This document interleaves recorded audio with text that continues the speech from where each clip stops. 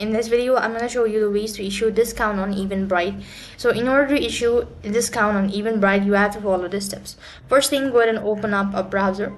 And then on the web address bar, you need to go ahead and type in eventbrite.com, and it's going to take you to the official page where you have to go and log in into your account. When you're logged in, it's going to take you to the home page, which is going to look something like this.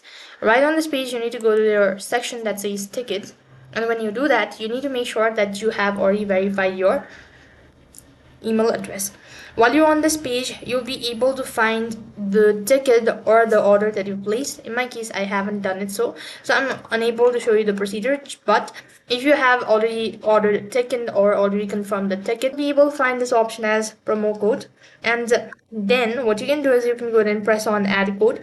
After that, you could go ahead and enter the code settings, save your changes, and make a code public as well. And when you do that, later on you could go ahead and delete, update, or share any existing code if you have, and you can go ahead and test your promotional code. Likewise, you'll be able to get some sort of amount of discount on the Eventbrite.